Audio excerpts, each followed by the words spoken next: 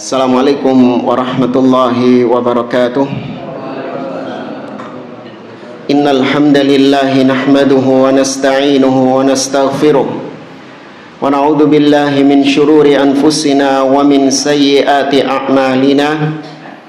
Man yahdihillahu fala mudilla lahu wa man yudlil fala hadiyalah. Wa ashhadu an la ilaha illallah wahdahu la syarika lah.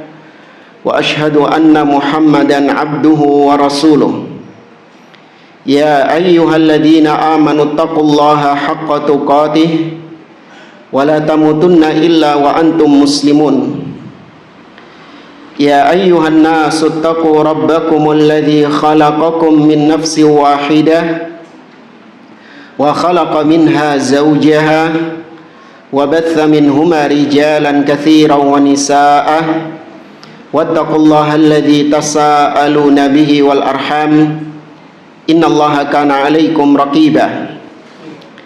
Ya ayyuhalladzina amanu taqullaha wa qulu qawlan sadida yuslih lakum a'malakum wa yaghfir lakum dhunubakum wa may yuti'illaha wa rasulahu faqad faza fawzan 'azima. Amma ba'd, fa inna asdaqal hadithi kitabullah wa khairal hadi hadiyu Muhammadin sallallahu alaihi wasallam wa syarrul umuri muhdatsatuha wa kullu muhdatsatin bid'ah wa kullu bid'atin dhalalah wa kullu dhalalatin finnar. Ikhwani fillah rahimani wa rahimakumullah. Alhamdulillah, segala puji bagi Allah Subhanahu wa taala yang mempertemukan kita kembali di majelis ini dalam kajian kitab Taujihatul Islamiyah li Islahil Mujtama' wal Fard, atau bimbingan Islam untuk masyarakat kaum muslimin dan pribadi muslim, oleh Syekh Muhammad bin Jamil Zainu rahimahullah ta'ala. Pada pertemuan yang lalu kita sedang membahas tamassukul mujtahidina bil hadith, bagaimana para ulama-ulama ahli ijtihad, ya ulama-ulama madhab, terutama al-imam Abu Hanifah, al-imam Malik, al-imam Asy-Syafi'i, dan Imam Ahmad, mereka semua menyeru, mengajak untuk berpegang dengan dalil, ya berpegang dengan sabda Nabi SAW. Siapapun yang berpendapat wajib ditimbang pendapatnya dengan qaul Allah dan qaul Rasul. Maka di sini ada usaha dari penulis untuk memerangi fanatisme madhab, di mana sebagian orang yang fanatik terhadap madhab, mereka menjadikan pendapat ulama madhab sebagai dalil, bukan qala Allah dan qala Rasul dalilnya, tapi qala Syekh Fulan, qala Imam Fulan. Tidak lagi ditimbang apakah sesuai dengan kitabullah, apakah sesuai dengan hadis Nabi SAW. Pokoknya kalau sudah ini adalah pendapat resmi dari madhab tertentu, maka mereka anggap itu sebagai kebenaran yang mutlak. Pada pertemuan yang lalu kita janjikan beberapa hal yang berkaitan dengan madhab ini. Ini kita nukil dari muqaddimah yang disampaikan oleh Syekh Abdul Aziz Ar-Rayis hafizahullah ta'ala dalam komentar beliau terhadap kitab Al-Ittiba'. Ya, ada kitab judulnya Al-Ittiba', ditulis oleh Al-Imam Ibnu Abdul Izzi Al-Hanafi rahimahullah ta'ala. Beliau merupakan ulama madhab Hanafi yang menulis kitab untuk membantah seorang yang fanatik terhadap madhab Hanafi juga. Jadi Ibnu Abdul Izzi ini membantah seorang yang fanatik terhadap madhab Abu Hanifah, padahal beliau sendiri juga madhabnya apa? Hanafi. Ya, orang tersebut bernama Akmaluddin Muhammad Al-Babarti Al-Misri. Dia punya kitab judulnya An-Nukatul Dharifah fi Tarjihi Madhabi Abi Hanifah. Ya, dari kitabnya saja sudah jelas namanya, bahwasanya dia menegaskan akan kebenaran madhab Abu Hanifah, madhab Hanafi. Sedangkan madhab-madhab yang lain dianggap tidak benar. Ya, kita baca sebagian muqaddimahnya, nggak semua. Di muqaddimah yang pertama, beliau menjelaskan bahwasanya indat tanazu' wal ikhtilaf yajibur ruju' ila kitabillah wa sunnatin nabi sallallahu alaihi wasallam. Ketika terjadi perbedaan, terutama madhab ini kan terjadi perbedaan, tidak sama pendapat dalam madhab Hanafi dengan madhab Maliki, dengan madhab Syafi'i, dengan madhab Hambali. Nah, ketika terjadi perbedaan seperti ini, maka wajib dikembalikan kepada Al-Quran dan As-Sunnah. Ini adalah sebagaimana yang Allah firmankan di dalam surah An-Nisa ayat 59. Allah mengatakan, fa in tanaza'tum fi syai'in farudduhu ilallahi war rasul in kuntum tu'minuna billahi wal yaumil akhir dzalika khairun wa ahsanu ta'wila. Jika kalian berselisih tentang sesuatu, maka kembalikan kepada Allah, yaitu Al-Quran, dan kembalikan kepada Rasul, yaitu hadisnya. Demikian juga Allah berfirman, wa makhtalaftum fihi min syai'in fahukmuhu ilallah. Dan apa-apa yang kalian perselisihkan tentang sesuatu, maka hukumnya dikembalikan kepada Allah subhanahu wa ta'ala. Al-Imam Syafi'i rahimahullah juga mengatakan, ajma'al ulama' ala anna man istabanat lahu sunnatu Rasulillah sallallahu alaihi wasallam falaysa lahu ayyada'aha liqauli ahadin kainan man kana. Para ulama telah sepakat bahwa barang siapa yang telah jelas baginya hadis Nabi sallallahu alaihi wasallam, sudah sampai kepadanya, sudah jelas gamblang disampaikan kepadanya hadis Nabi sallallahu alaihi wasallam, maka tidak boleh dia meninggalkan hadis tersebut demi untuk berpegang dengan pendapat fulan dan fulan, kainan mankana, siapapun orangnya. Artinya kalau sudah sampai dalil, maka yang wajib dipegang adalah dalil. Maka nggak boleh dalil itu dibuang demi untuk berpegang dengan pendapat fulan. Nah, ini bertentangan dengan yang kemarin kita sampaikan. Yang kita sampaikan di pertemuan yang lalu adalah tamassuk al-mujtahidin, menunjukkan bahwasanya para ulama-ulama tersebut, di antaranya di sini Imam Syafi'i, betul-betul tamassuk, berpegang teguh dengan dalil, dengan hadis. Namun para fanatikusnya justru menjadikan para ulama-ulama itu sebagai dalil.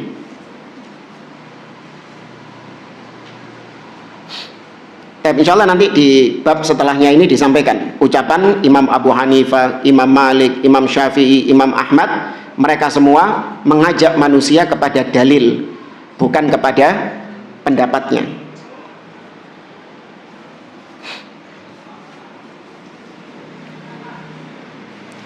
Kemudian beliau membawakan ucapan Abdullah bin Abbas radhiyallahu taala anhu atau radhiyallahu taala anhuma, bahwasanya beliau mengatakan, yushiku an tanzila alaikum hijaratun minas sama'. Aku khawatir kalian itu akan dihujani batu dari langit. Kenapa? Aqulu lakum qala Allah wa qala Rasul wa taquluna qala Abu Bakrin wa Umar. Aku katakan kepada kalian, Allah berfirman, Nabi bersabda, tapi kalian bantah dengan mengatakan Abu Bakar berkata begini, Umar berkata begini. Artinya firman Allah dan hadis Nabi dibantah dengan ucapannya sahabat. Ini sekelas sahabat saja, nggak boleh digunakan untuk membantah dalil Al-Quran dan Sunnah, apalagi yang selain sahabat. Padahal kita yakin para sahabat, terutama Abu Bakar dan Umar, tidak mungkin menyelisihi hadis. Tapi taruhlah seandainya ucapan mereka menyelisihi dalil, tetap yang diambil apa? Dalil qala Allah dan qala Rasul. Seperti ya yang banyak beredar ya, Nabi jelas mengatakan kullu bid'atin dolalah, semua bid'ah sesat. Ini hadis Nabi SAW. Tapi dibantah dengan ucapannya Umar. Umar mengatakan ni'matil bid'atu hadhihi, ini adalah sebaik-baik bid'ah. Tuh, berarti ada bid'ah yang baik. Nah, maka salah satu bantahannya secara global, kalau memang betul Umar ibnu Khattab mengucapkan itu demi membantah sabda Nabi tersebut, Sing dijupuk ucapan sapa? Nabi SAW. Itu dulu mindsetnya dibangun. Kalau betul Umar itu memang ngomong kayak gitu sengaja anjene untuk menabrak hadits Nabi. Tapi mungkin nggak Umar kayak gitu? Nggak mungkin. Maka berarti baru nanti masuk ke rinciannya. Ternyata setelah diperinci, Umar mengucapkan hal itu maksudnya perkara baru dalam urusan bahasa, dari sisi bahasa, bukan bid'ah dari sisi syar'i.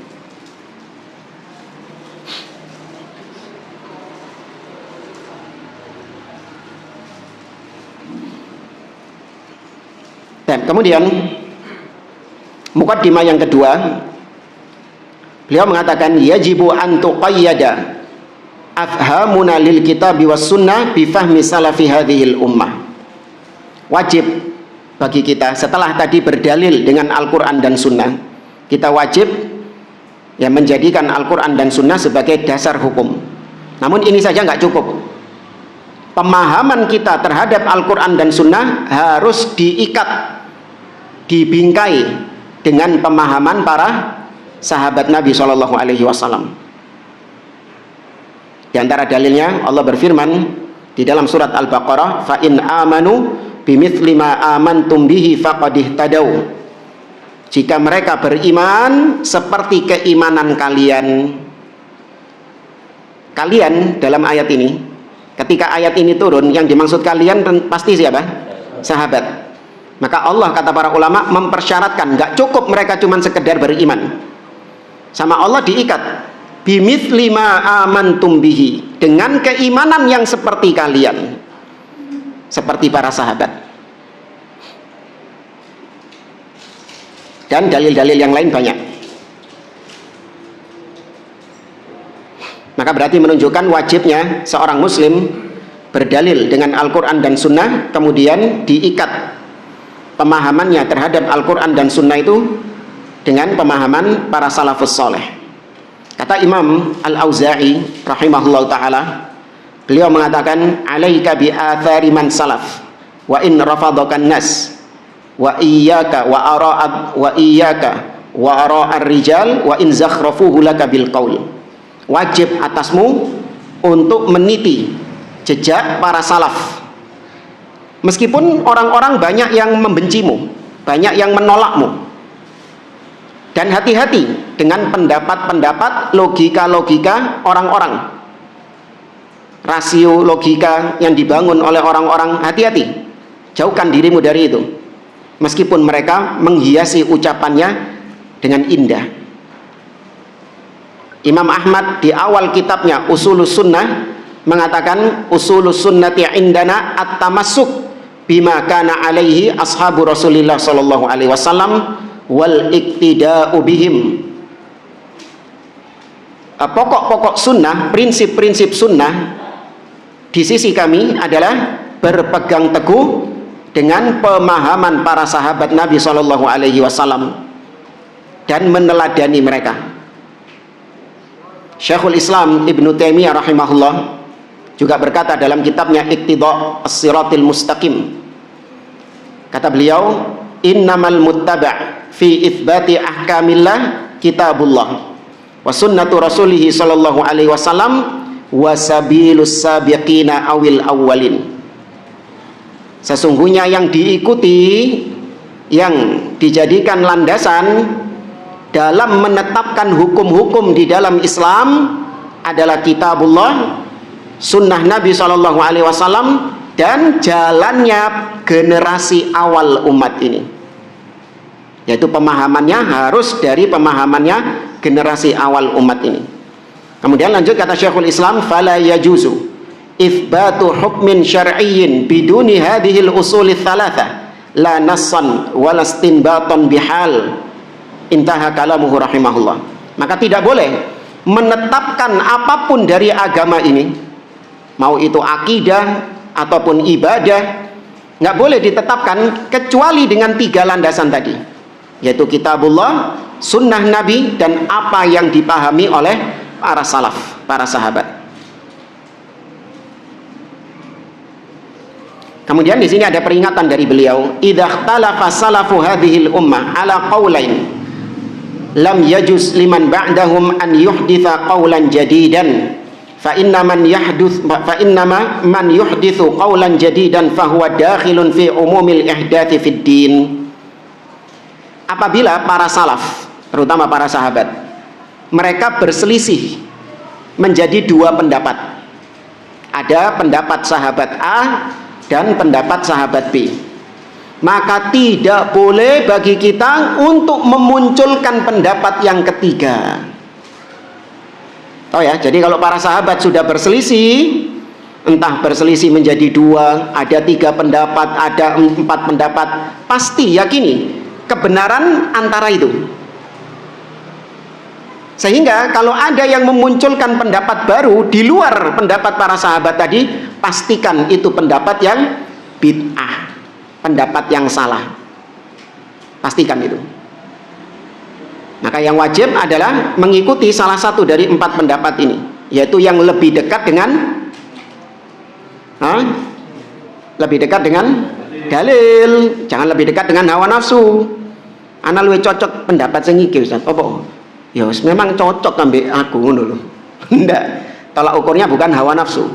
Tapi ini yang menurut apa yang kita pahami lebih mencocoki dalil.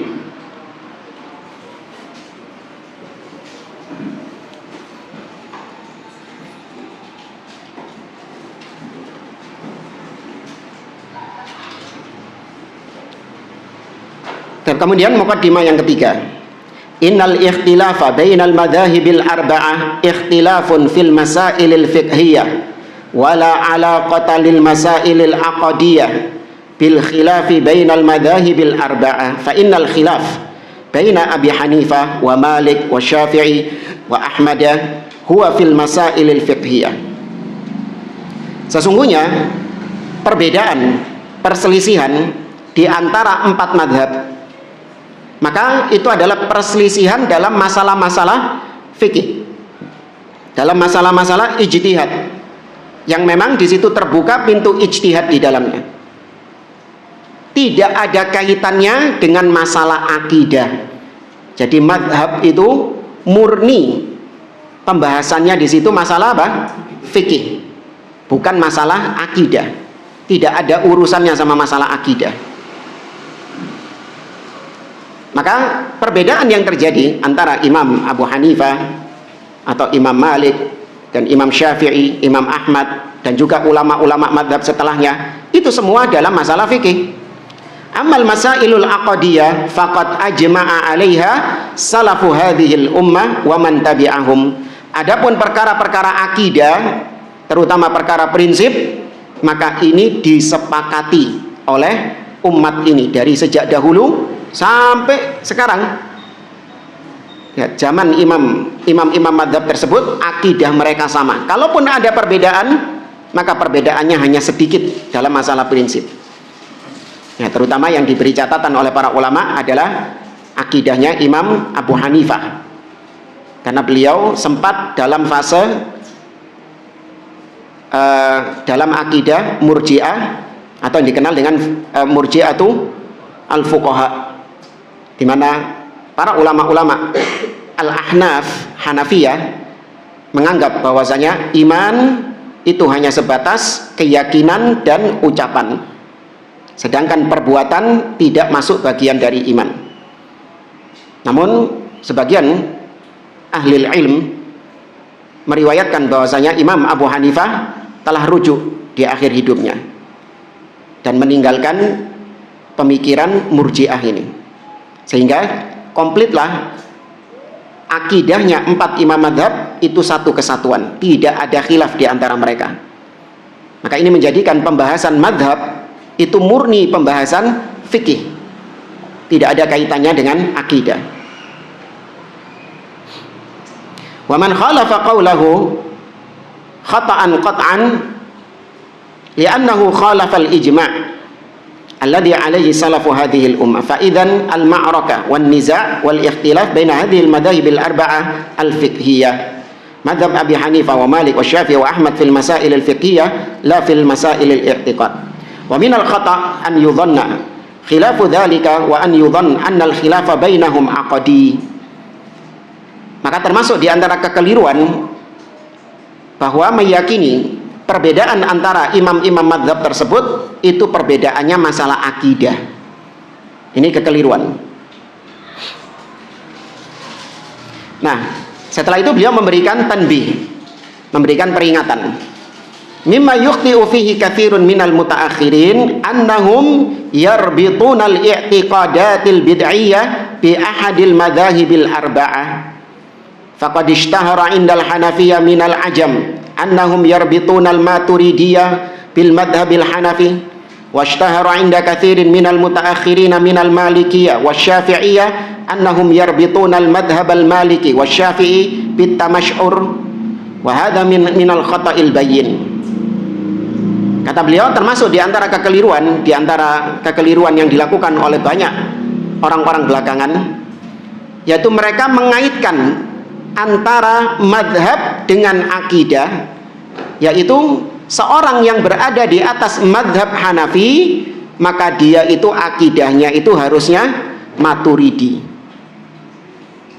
karena kebanyakan ulama-ulama Hanafiyah itu akidahnya Maturidiyah. Jadi kalau yang antum bermadhab Hanafi akidahnya kudu apa? Maturidi.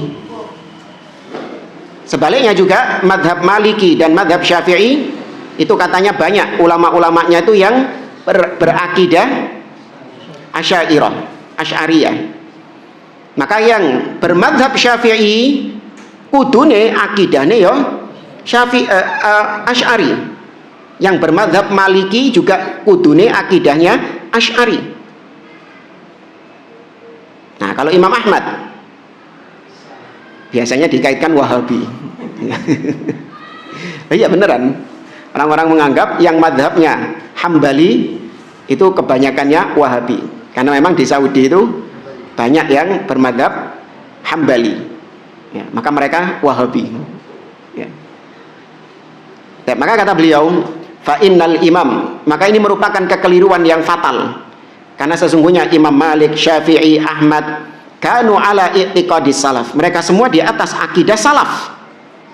Walam yakunu ala hadhil i'tiqadatil bid'iyah. Imam Syafi'i, nggak ada Imam Syafi'i itu akidahnya Asy'ari. Imam Abu Hanifah akidahnya Maturidi. Ya, Imam Malik akidahnya Asy'ari, Imam Ahmad akidahnya Wahabi. Antara Syekh Muhammad bin Abdul Wahab dengan Imam Ahmad terpaut jarak yang jauh.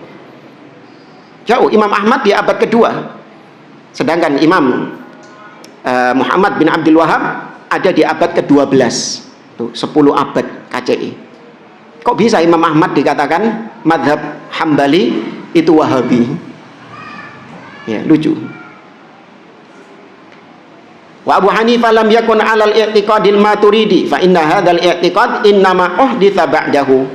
Sesungguhnya akidah-akidah tadi Maturidiyah, Asy'ariyah dan yang lainnya semua itu baru ada setelah zamannya para imam-imam madhab. Ya, maka nggak boleh ngeling, ya, nggak boleh mengkonekkan antara madhab dengan akidah. Ya.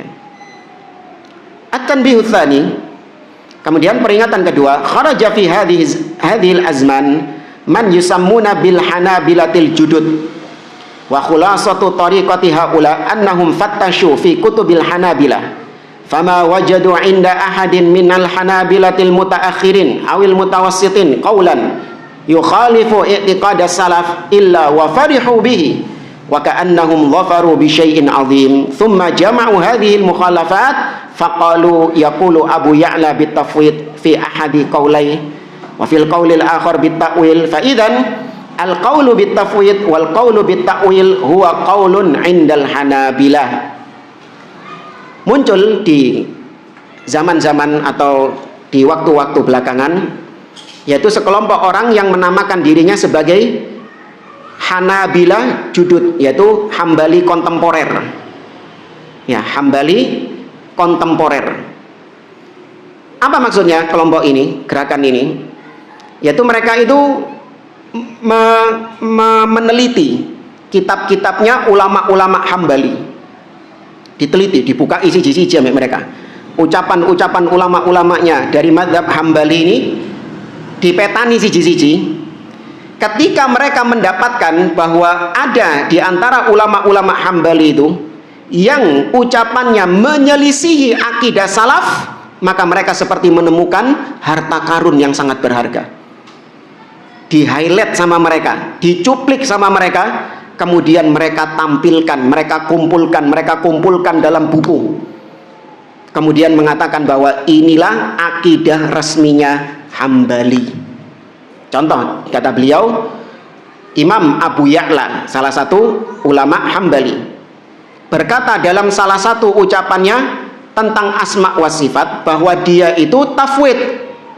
Apa tafwid?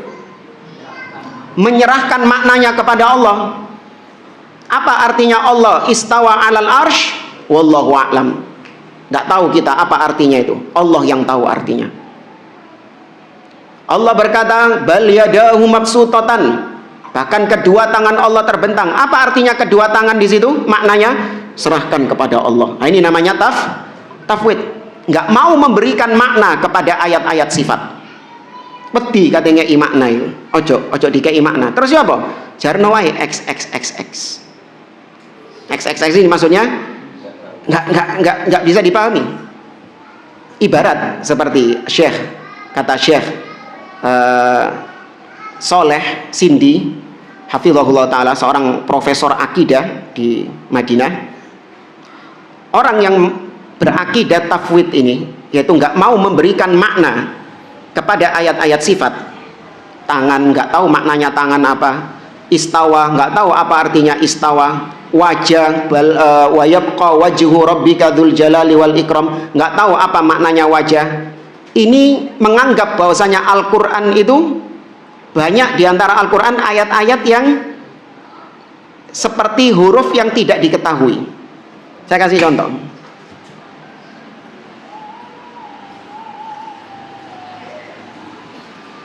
Seperti orang yang di depannya itu ada tulisan yang dia nggak memahami apa makna tulisan tersebut.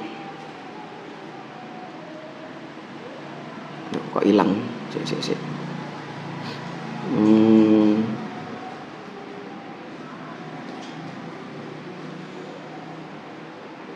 Ini aja guys.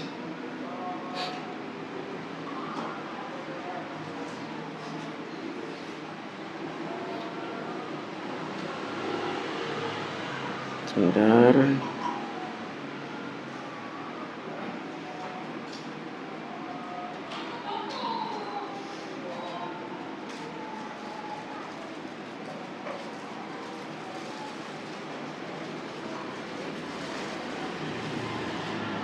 Perhatikan di sini jemaah. Nah, contoh ini aja lah. Coba antum baca. Hah? Ada yang bisa? Hah?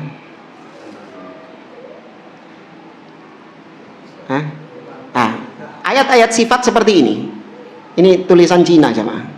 Ngawur ya mana ini. Ya, ini tulisan Cina.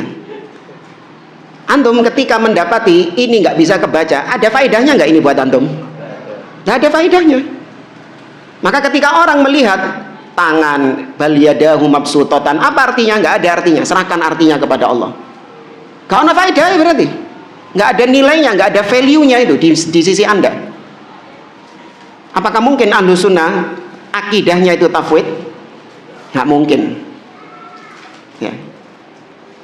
Banyak kalau mau dirinci, Syekh Soleh Sindi itu beliau punya beberapa poin. Rusaknya, bejatnya akidah tafwid itu, menuduh Nabi itu jahil. Loh, emang Nabi nggak tahu tak ayat-ayat tentang sifat itu? Kok tidak dijelaskan sama Nabi SAW?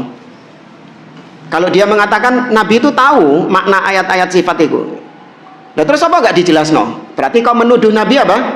Berkhianat. Kalau kau menuduh Nabi gak perlu ayat-ayat sifat itu, tambah parah. Berarti kau menuduh Nabi jahil, bodoh. Ya tapi apa gak dijelaskan sampai Nabi? Ya gak dijelaskan sama Nabi SAW karena dikembalikan ke makna apa? Bahasa. Dikembalikan ke maknanya secara bahasa. Dan Nabi ngomong sampai wong Arab. dudu ambek wong Jawa, dudu ambek Madura. Tahu maknanya mereka. Dan ajaibnya jamaah, banyak ayat-ayat sifat di dalam Al-Quran itu. Tapi anehnya tidak ada satupun sahabat yang tanya tentang makna dari ayat-ayat sifat itu. Wahai Rasulullah, apa maknanya istawa? Wahai Rasulullah, apa maknanya tangan? Wahai Rasulullah, apa maknanya wajah? Nggak ada yang nanya gitu kepada Nabi SAW. Padahal kebiasaannya para sahabat itu, kalau mereka nggak tahu sesuatu tentang ayat Al-Quran, takonnya besok bang Nabi SAW. Seperti misalnya ada seorang sahabat ketika membaca ayat di dalam surat Al-Baqarah tentang puasa, atau jangan ini kepanjangan, di surat Al-An'am Allah Azza wa Jalla mengatakan alladzina amanu walam yalbisu imanahum bidzulmin ulaika lahumul amnu wa hum muhtadun. Orang yang beriman adalah yang tidak mencampur adukkan keimanannya dengan kezaliman. Sahabat baca itu bingung. Loh, kalau kriteria orang beriman itu adalah yang tidak mencampur adukan imannya dengan kezaliman, ka ono wong beriman. Maka tanya kepada Nabi, ya Rasulullah, ayyuna lam yadlim? Wahai Rasulullah, siapa sih di antara kita yang nggak pernah berbuat zalim? Ada nggak manusia yang nggak pernah berbuat zalim? Tidak ada. Berarti kita nggak jadi orang beriman. Karena syarat keimanan adalah tidak boleh mencampur adukan iman dengan zalim. Tanya mereka kepada Nabi. Maka Nabi mengatakan, laisa kama taqulun. Tidak sebagaimana yang kalian ucapkan. Akan tetapi kezaliman di situ artinya apa? Syirik. Seperti kata Luqman kepada anaknya, ya bunayya la tusyrik billah inna syirka la dzulmun azim. Sesungguhnya syirik adalah kezaliman yang besar. Tanya. Aisyah tanya kepada Nabi SAW tentang ayat dalam surat Al-Mu'minun. Allah Subhanahu wa taala mengatakan, kata Allah Subhanahu wa taala, apa? Walladzina apa sih? Wajilat. Bukan. Dalam surat Al-Mu'minun Allah berfirman, ahumul ladzina yaqulun.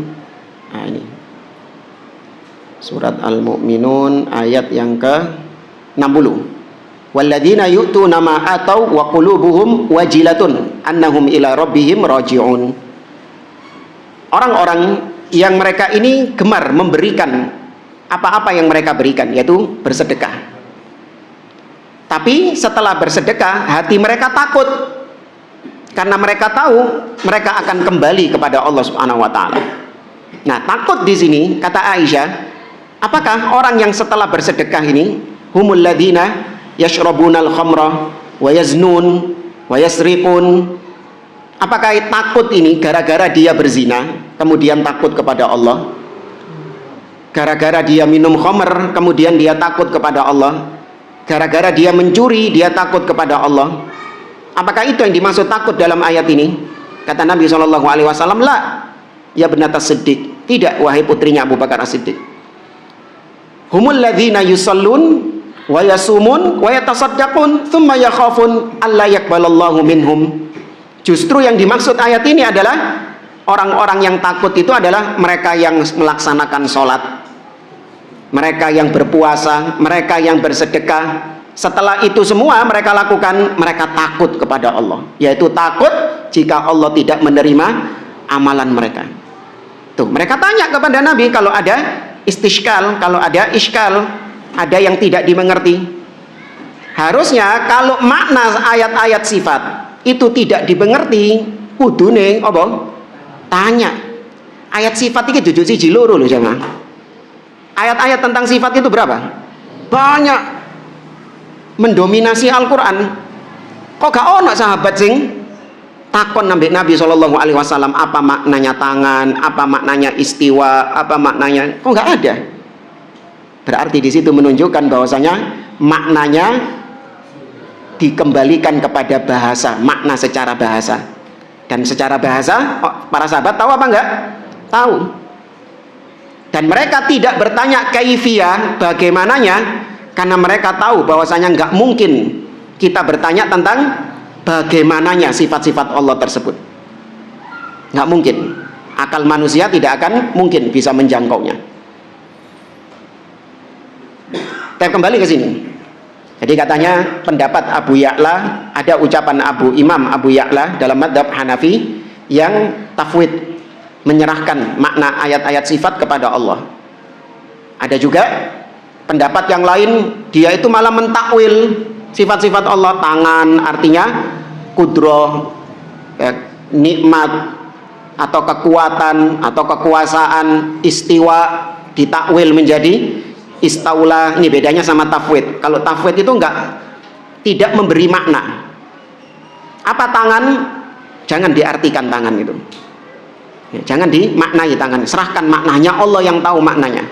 Tapi kalau takwil, nah, diberi makna, tapi makna yang jauh, bukan makna yang dekat, bukan makna yang mutabadir, yang langsung terbetik, tapi dia beri makna yang jauh. Pria hidung belang, makna dekatnya irungnya apa? Belang. Nah, makna jauhnya apa? Doyan wedoan, nggak ngono ah, ya. Maka mereka ini mengambil makna yang jauh. Padahal harusnya secara kaidah yang diambil itu makna yang apa dulu? Dekat dulu. Baru kemudian jika memang tidak memungkinkan, baru mengambil makna yang jauh. Itu kaidahnya. Tapi selama bisa mengambil yang dekat, maka makna dekat ini yang dipakai. Ya, nah, antara tafwid dengan takwil ini gak petuk saja nih. Kok bisa dikatakan Ahlus Sunnah itu madhabnya dalam sifat-sifat Allah, metodenya kalau nggak tafwid, takwil. Ya, itu yang diyakini oleh Ahlus Sunnah. Loh mas, takwil sama tafwid itu gak petuk, gak ketemu. Penganut tafwid nggak setuju dengan takwil harusnya, ya enggak? Karena tafwid itu melarang, mengharamkan memberikan makna kepada sifat. Harusnya ngamuk mereka ketika ada orang-orang yang mentakwil tangan menjadi nikmat, wajah ini menjadi zat Allah, istawa menjadi istaula. Harusnya penganut madhab tafwid setuju apa enggak? Enggak setuju. Enggak ketemu iki wong loro iki sakjane iki. Kok malah dijadikan sebagai akidah resminya Ahlus Sunnah katanya, versi mereka. Kok iso? Nah, kembali ke tadi Imam Abu Ya'la dikelompokno iki. Ucapan-ucapan ulama-ulama madhab yang menyelisihi, ya, ucapannya itu menyelisihi akidah salaf, atau kalau versi mereka menyelisihi Wahabi, dikelompokno. Kemudian setelah itu mereka menyatakan bahwa inilah akidahnya madhab Hambali. Jadi yang madhab Hambali harusnya akidahnya itu tafwid, atau akidahnya itu takwil, karena ulama Hambali akidahnya takwil, ulama Hambali akidahnya tafwid.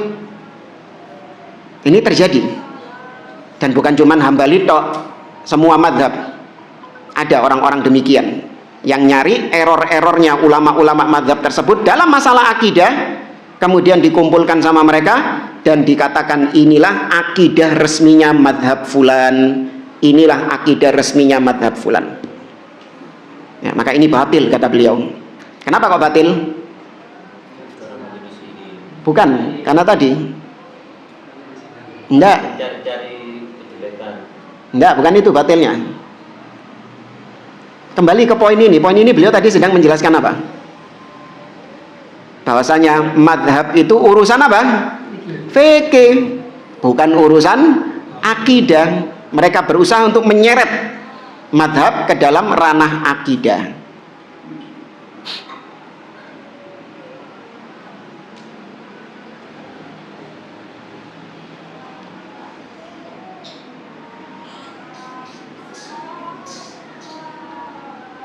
Kemudian kata Syekh, "Tsumma tazdad bid'atuhum hatta yaz'um juhaluhum wa dhalaluhum wa kulluhum juhal annal hanabilah kulluhum ala hadha."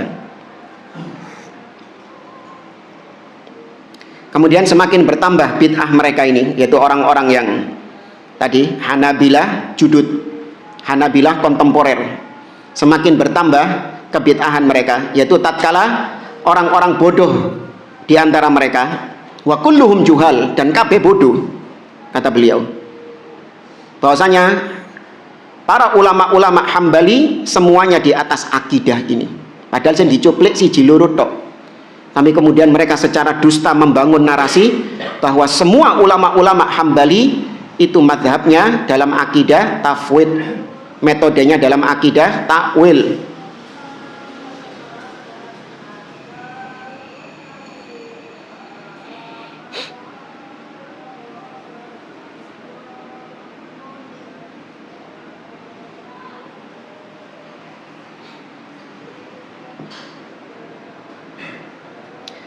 Nah, di sini ada yang menarik juga.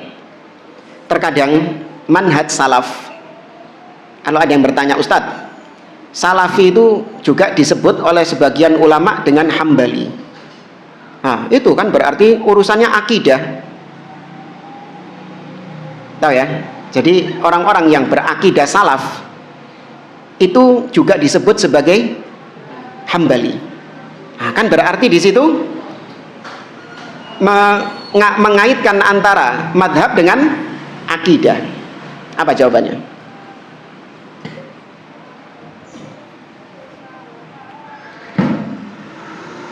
Kan diantara nama-nama lain dari salafi itu ahlus sunnah, ahlul athar, kemudian al-ghuraba, al-firqatun najiyah, at-taifah, al-mansurah. Nah, diantaranya ada istilah Hambali, Hanabilah. Itu untuk mengidentifikasi ahlus sunnah. Maksudnya yang berada di atas akidah ahlus sunnah. Nah, kan berarti antum mengaitkan antara madhab dengan akidah. Padahal tadi katanya madhab itu cuma urusan apa? Fikih. Maka jawabannya, istilah Hambali itu disandarkan kepada ahlus sunnah yang berada di atas akidah salaf. Ini populer ketika pasca fitnah khalqil Quran. Iya, setelah peristiwa Imam Ahmad dipenjara, dipersekusi gara-gara tetap dengan pendapatnya Al-Quran kalamullah. Nah, setelah peristiwa itu, maka orang-orang yang berpegang dengan akidahnya Imam Ahmad, yaitu Al-Quran adalah kalamullah dan bukan makhluk, maka mereka disebut pengikutnya Imam Ahmad. Imam Ahmad akidahnya apa? Salaf. Nah, pengikutnya ternyata lebih populer disebut dengan Hambali di zaman itu. Paham ya? Tapi ini istilah dulu ya. Kalau sekarang kayaknya sudah nggak populer lagi. Kalau kita dengar Hambali sekarang ini, maka lebih ke arah mana? Akidah atau fikih? Fikih. Ya. Tapi nanti jangan kaget kalau di sebagian kitab-kitab ulama ada yang mengistilahkan ahlus sunnah dengan istilah Hambali. Ya, nggak usah kaget. Kemudian kata beliau di mukaddimah yang keempat, yang bagi an naqifa minal madhahibil arba'ati mauqifan wasatan la ifrata wala tafrid.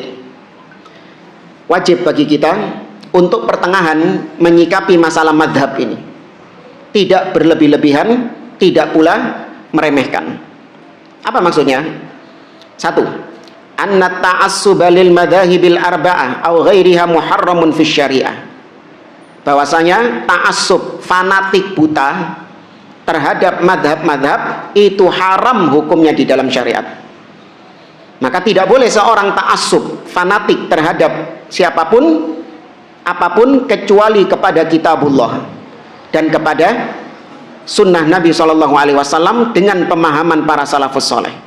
Adapun selain daripada kitabullah, selain daripada sunnah, maka tidak boleh orang fanatik di situ. Maka barang siapa yang ta'assub kepada selain Al-Quran dan sunnah, faqad waqa'a fil bid'ah, maka dia jatuh dalam kebid'ahan. Perkara kedua, laisa hunaka mani'un syar'iyyun lil intisabi ila ahadil madhahibil arba'ah. Tidak ada larangan syar'i ketika seseorang menisbatkan dirinya kepada salah satu dari 4 mazhab tersebut. Seperti misalnya saya mengatakan Fulan bin Fulan Asy-Syafi'i. Tahu ya? Fulan bin Fulan Asy-Syafi'i. Antum misalnya, karena antum ini tumbuh besar belajar mazhab Syafi'i, maka antum ketika mungkin mencantumkan nama, antum mengatakan Fulan bin Fulan Asy-Syafi'i. Ini boleh hukumnya, tidak dilarang. Kenapa demikian? Fa innal intisaba ilal madhahibil arba'ah kan tisabir rajul ila baladi au qabilatihi au ghairi dzalik. Karena ini kasusnya sama seperti seorang menyandarkan dirinya, menisbatkan dirinya kepada negerinya, kepada kampung halamannya. Kan banyak ya, seperti ulama ahli hadis di zaman ini, Asy-Syaikh Muhammad Nasiruddin Al-Albani. Al-Albani itu apanya? Nisbat kepada negerinya, yaitu Albania. Sama mazhab juga gitu. Fulan bin Fulan Asy-Syafi'i, Fulan bin Fulan Al-Hanafi. Ya. Kalau yang versi Indonesia apa? Al-Jawi, Al-Bantani, Al-Indonesi, As-Sundawi, Al-Maduri. Yes, oke. Ya. Macam-macam lah pokoknya. Nah, maka di situ bukan dalam rangka untuk membanggakan, bukan dalam rangka untuk menyombongkan, pamer, enggak. Tapi apa tujuannya? Fahuwa min babil ikhbar, hanya sebatas memberitahu saja, hanya sebatas menginformasikan saja bahwasanya saya ini di atas fikih Hambali, saya ini di atas fikih Syafi'i. Artinya saya menyimpulkan hukum-hukum fikih berdasarkan metodenya madhab Hanafi, madhab Hambali, madhab Syafi'i dan seterusnya. Bukan berarti maknanya saya fanatik apapun dalam pendapat Syafi'i itu, dalam madhab Syafi'i itu, enggak. Tapi maksudnya adalah saya belajar fikih dengan pengajaran dari madhab Syafi'i. Itu dia menginformasikan, aku iki sinau fikih dan istinbat, menyimpulkan hukum-hukum fikih dengan metodenya Imam Syafi'i, dengan metode dalam madhab Syafi'i. Karena masing-masing madhab punya apa sendiri? Punya metode-metode sendiri. Nah, saya pakai metodenya Asy-Syafi'i. Namun bukan berarti saya fanatik terhadap setiap pendapat di dalam madhab Syafi'i. Artinya saya nggak boleh keluar dari pendapat Syafi'i, tidak. Saya tetap berpegang dengan dalil. Kebenaran itu tolak ukurnya dalil. Meskipun itu pendapat Syafi'i, pendapat dalam mazhab Syafi'i, dan saya menyandarkan diri saya kepada Syafi'i, tapi kalau pendapat ini bertentangan dengan dalil, maka saya apakan? Saya tinggalkan. Sebaliknya, ada pendapat di luar mazhab saya, dari Hambali atau Hanafi atau Maliki, yang sesuai dengan dalil, maka kewajiban saya apa? Menerima, mengikuti dalil tersebut, meskipun itu bukan pendapat dalam mazhab saya. Paham ya jamaah ya? Ini sikap pertengahannya. Faman darasa al-fiqha 'ala al-madhhabil hambali fayaqulu ana hambali fahuwa yukhbir annahu tafaqqaha 'ala al-madhhabil hambali. Maka barang siapa yang mendalami fikih dengan madhab Hambali, kemudian dia mengatakan saya seorang Hambali, saya seorang yang di atas madhab Hambali, maka maksudnya adalah dia mengabarkan, saya mengabarkan kepadamu bahwasanya saya ini belajar fikih Hambali, saya membangun fikih saya di atas madhab Hambali. Demikian juga yang Syafi'i, Maliki dan Hanafi. Faidan al-intisab ila ahadin madhahibil arba'a laisa madhmuman. Maka menisbatkan diri kepada madhab tertentu itu bukan suatu hal yang tercela. Dan para ulama banyak yang menisbatkan dirinya kepada madhab tertentu ini. Seperti Syekhul Islam Ibnu Taimiyah, apa madhabnya? Hambali. Al-Imam Ibnu Rajab Al-Hambali. Ya, demikian juga tadi Al-Imam Ibnu Abil Izzi Al-Hanafi. Ya, ini berjalan di tengah para ulama. Ya, tidak ada yang mengingkarinya.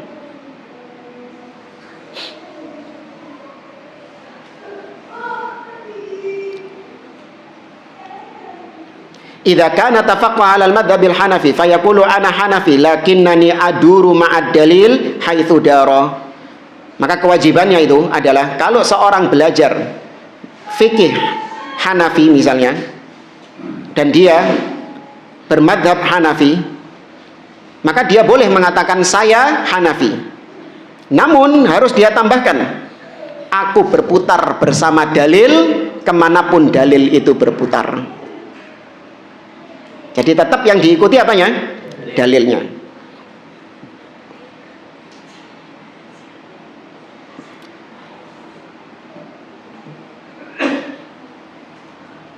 Kemudian yang ketiga dari mukaddimah yang keempat ini, bahwasanya innal haqqa laisa mahsuran fil madzahibil arba'ati bil ijma'.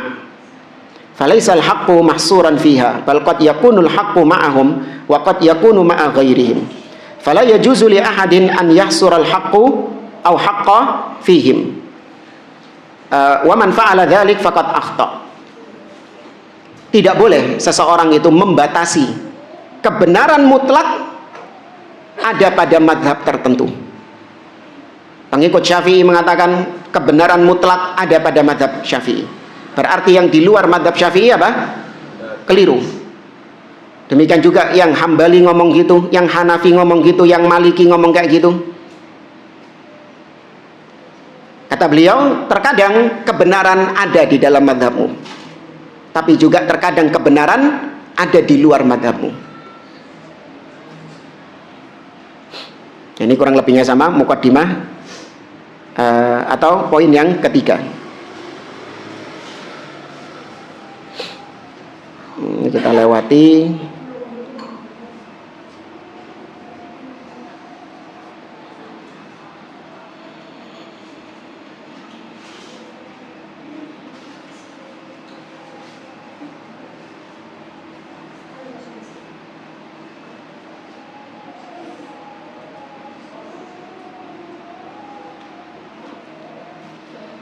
Kata beliau, mukaddimah yang kelima, anna ma'rifatar rajih fil ahkami bi tariqil adillati syar'iyyah ashal bi katsirin min ma'rifatir rajih fil madhhab.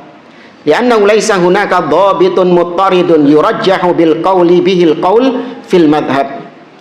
Fa idza qara'ta fil madhhabil Hanafi qad tajidu sahibain yukhalifani Abu Hanifah wa minhum man yuqaddim qawla Abi Hanifah, dan seterusnya. Kata beliau, sesungguhnya untuk mengetahui mana yang pendapat yang rojeh dengan cara kembali kepada dalil, ini lebih mudah untuk mendeteksi mana pendapat yang rojeh kalau kita kembali kepada dalil daripada kembali kepada madhab. Paham ya? Ketika ada dua pendapat, pasti kita tentukan mana di antara dua pendapat ini yang rojeh. Nah, lebih mudah untuk menentukan mana yang rojeh dengan mengembalikannya kepada dalil daripada mengembalikannya kepada madhab. Kenapa demikian kata beliau? Karena di dalam madhab tidak memiliki aturan yang baku, aturan yang khusus untuk menentukan ini pendapat yang rojeh atau ini pendapat yang tidak rojeh. Nggak ada aturan baku. Bahkan terkadang sang murid menyelisihi gurunya, pendapat gurunya. Banyak enggak? Banyak. Ya, banyak. Nah, Imam Syafi'i sendiri muridnya siapa? Imam Malik. Tuh, menyelisihi mazhabnya Imam Malik. Dan ini bukan murid durhaka, bukan. Karena ini dalam masalah-masalah apa? Fikih ijtihad. Ya, maka dalam mazhab itu tidak ada ketentuan khusus untuk menentukan bahwasanya ini rojeh atau tidak rojeh. Berbeda dengan dalil. Nah, kalau dalil kita kembalikan kepada dalil. kemudian dilihat bagaimana sisi pendalilannya. Kalau dari hadis dilihat apakah hadisnya ini sahih ataukah dhaif dan yang lainnya. Ada metodenya. Tapi kalau dikembalikan kepada mazhab itu tidak ada ketentuannya.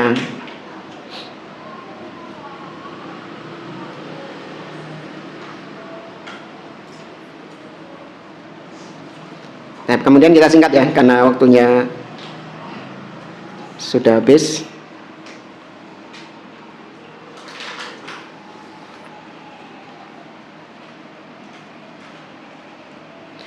Ya, kemudian di sini beliau menyinggung di muqaddimah yang ke-6, tidak mesti ketika dikatakan ini adalah qaulu Hanabilah, hadza qaulul Hanabilah, hadza qaulus Syafi'iyah. Bukan berarti kalau dikatakan demikian ini adalah pendapatnya mazhab Hambali, ini adalah pendapatnya mazhab Hanafi, ini adalah pendapatnya mazhab Syafi'i. Bukan berarti kemudian ini disandarkan kepada Imam Abu Hanifahnya, atau Imam Ahmadnya, atau Imam Syafi'inya, atau Imam Maliknya. Paham ya maksudnya ya? Iya, bisa jadi itu adalah, makanya perlu dibedakan antara Asy-Syafi'i dengan Asy-Syafi'iyah. Apa bedanya? Asy-Syafi'i dengan Asy-Syafi'iyah. Iya, kalau Asy-Syafi'i Imam Syafi'i sendiri, tapi kalau Asy-Syafi'iyah pengikutnya, orang-orang yang ulama-ulama yang di atas madhab Asy-Syafi'i. Ini perlu dibedakan. Seakan-akan kalau ada orang mengatakan ini pendapat madhab Syafi'i, oh berarti ki Syafi'i, Imam Syafi'i sing ngomong ngono. Kayak misalnya masalah-masalah kontemporer sekarang. Apa hukumnya Bitcoin, hukumnya kripto. Kemudian kalau Anda lihat pembahasan ulama di dalam pendapat ulama-ulama, pendapat Syafi'iyah mengatakan itu tidak boleh. Pendapat Hanabilah mengatakan itu begini. Pendapat Malikiyah mengatakan begini. Oh ini pendapatnya Imam Malik. Imam Malik gak ero kripto. Iya. Imam Malik gak ero Bitcoin. Oh berarti yang dimaksud apa? Ulama-ulama Syafi'i atau Maliki. Wallahu a'lam.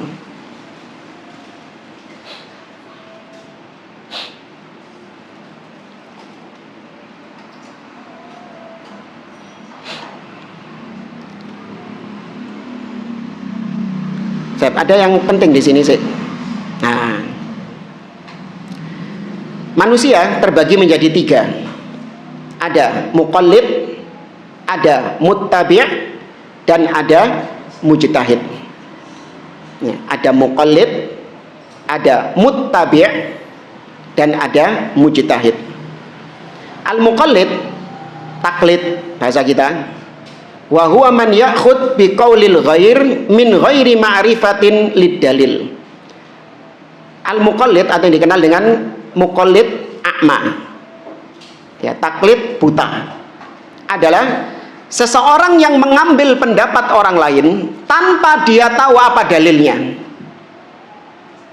Wis pokoke nek Syekh fulan sing ngomong, ulama fulan sing ngomong berpendapat, tak jupuk pendapatnya. Loh, sik ta, deloken dhisik apa argumentasine, hujane, dalile apa kate. Pokoke nek dhek sing ngomong wis leres, wis yakin lah wis pokoke. Ini namanya apa? Taklid buta. Ini tercela atau terpuji? Tercela. Nah, sedangkan yang kedua namanya muttabi'. Sering disebut juga dengan taklid juga, tapi ini taklid yang terpuji. Tapi untuk membedakan, maka diistilahkan dengan muttabi', bukan muqallid. Paham ya?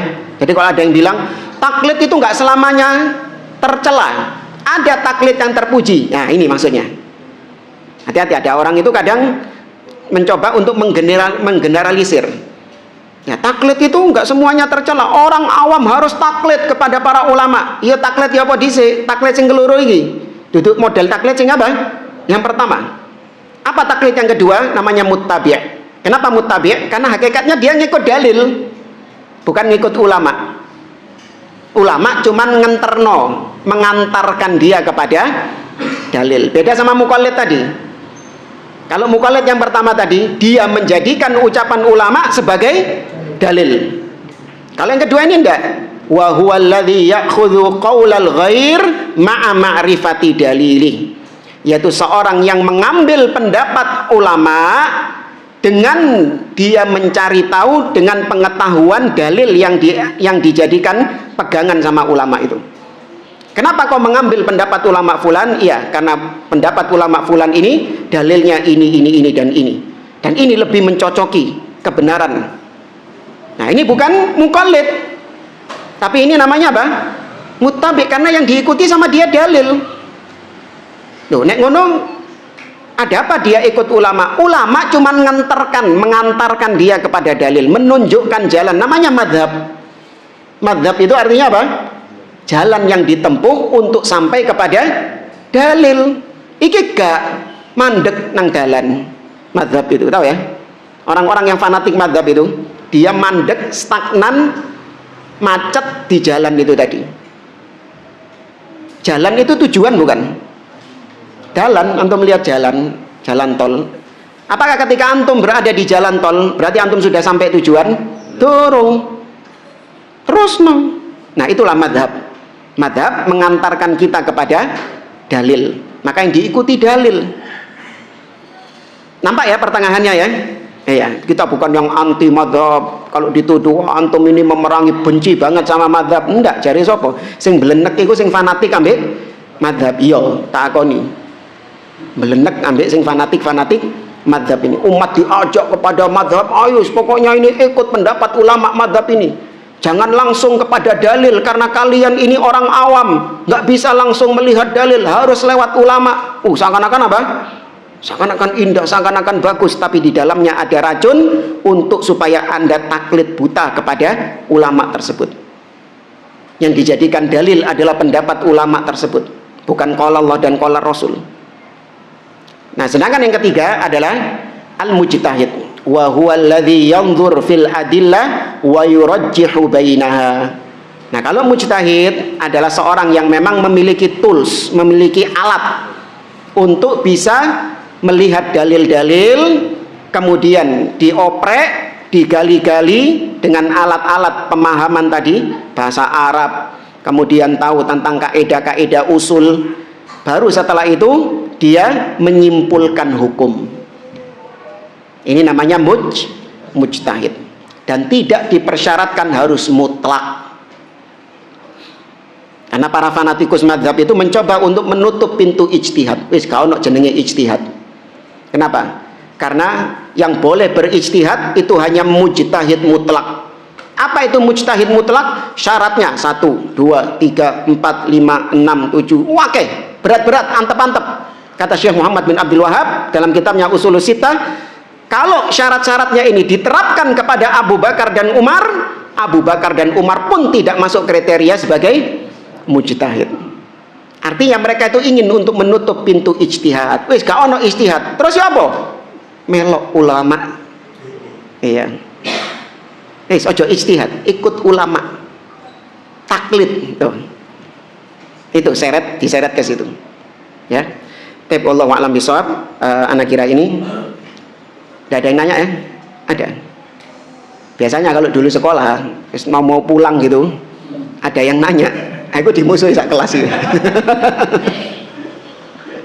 Tapi enggak ya? Boleh kita dalam suatu amalan itu memakai beberapa waktu. Misalkan sholat Ustaz, kan ada yang pendapat bahwa turun dari oh ya, nah tahu maksudnya. Ada yang jadi kita pakainya ini kadang seperti itu, kadang enggak itu. Boleh diperbolehkan apa tidak? Boleh kalau itu masuk ikhtilaf tanawwu. Ikhtilaf yang sifatnya ragam. Beragam-ragam. Kita percaya bahwa tasawuf itu ya begini. Tapi juga percaya kalau jadi iya, artinya sama-sama benar. Iya, sama-sama. Iya, itu boleh kalau memang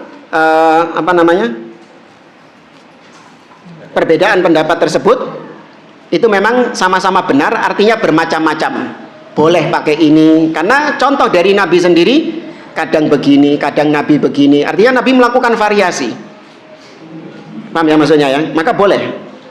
Seorang misalnya dia bersedekap sami Allahu liman hamidah, atau terkadang dia lepaskan Ya. Ini variasi-variasi, perbedaan-perbedaan variasi yang sama-sama benar. Artinya kita tidak dipaksa untuk harus mengambil salah satu dari pendapatnya tadi, enggak. Ini namanya dalam istilah fikih ikhtilaf tanawwu', perbedaan yang sifatnya variasi. Ada istilah kedua namanya ikhtilaf tabot, yaitu ikhtilaf yang saling bertabrakan. Artinya nggak mungkin kita di satu waktu mengambil ini, di satu waktu mengambil ini, nggak mungkin. Harus kita ini merojihkan salah satu dari dua pendapat tersebut. Nggak boleh dua-duanya. Contoh misalnya menyentuh wanita, seperti yang kita bahas kemarin, nggak bisa kita gabungkan. Ya apa digabungkan? Antara dua pendapat. Yang satu berpendapat membatalkan wudhu, yang satu berpendapat tidak membatalkan wudhu. Ya apa? Kayak onor aku. Ya apa cara menggabungkannya?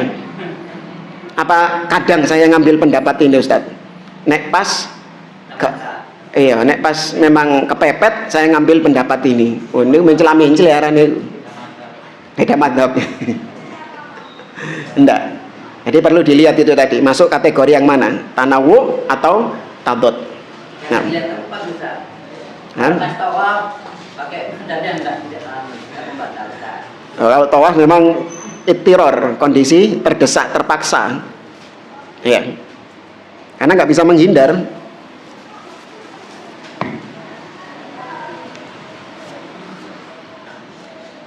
Anak kira ini wallahu a'lam bishawab, kita akhiri. Subhanakallahumma wa bihamdik asyhadu an la ilaha illa anta astaghfiruka wa atubu ilaik. Assalamualaikum warahmatullahi wabarakatuh.